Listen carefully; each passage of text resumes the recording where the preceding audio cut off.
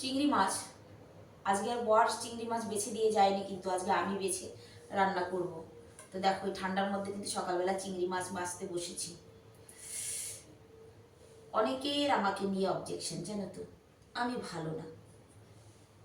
আমার এখন আর কিচ্ছু আসে যায় না তাতে। আমি বরকে দিয়ে কাজ করাই, আমার বর আমাকে কাজ করে দেয়। হ্যাঁ দেয়, আমার বর আমাকে কাজ করে দেবে না তো কাকে করে দেবে বলো তো? আর আমাকে নিয়ে কে কি ভাবছে, কে কি ভাবে, তাতে আমার কিচ্ছু যায় আসে না। তার একটাই কারণ, জীবনের আধার বেশি সময় পেরিয়ে এসেছি। অতএব আমি এখন আর অন্যের ভাবনাকে দাম দিতে যাব না। আমার যেটা ভালো লাগে আমি সেটাই করব। আমি আমার মতো করে বাঁচব। আগে অনেক ভাবতাম, সবাইকে নিয়ে ভাবতাম, কে কি ভাববে, কে কি বলবে, কে আমাকে ভালোবাসবে, কে বাসবে না। এইসব না ফালতু চিন্তা ভাবনা, সবাই এগুলো মাথার থেকে বের করে দাও। যার যার মতো করে শেষে বাঁচতে শেখো। দেখবে তুমি খুব ভালো থাকবে। আর তোমাকে নিয়ে ভালো থাকার প্রশ্ন, এটা ভুলে যাও। আজকের ডেটে কেউ কাউকে নিয়ে ভালো নেই।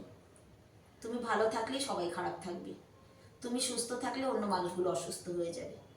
কি দরকার বাবা অত কিছু মাথায় রাখার? আমাকে নিয়ে কে কি ভাবে না ভাবে, আমি আর এখন এসব ভাবি না। আমি শুধু আমারটুকু ভাবি, আমি কি করে ভালো থাকবো, আমার বাকি দিনগুলো কি করে ভালো কাটবে। কারণ আর বেশি দিন তো নেই, আধার বেশি তো পেরিয়ে এসেছি। অতএব একটা মুহূর্ত আর নষ্ট না করে আমি আমার মতো করে বাঁচব।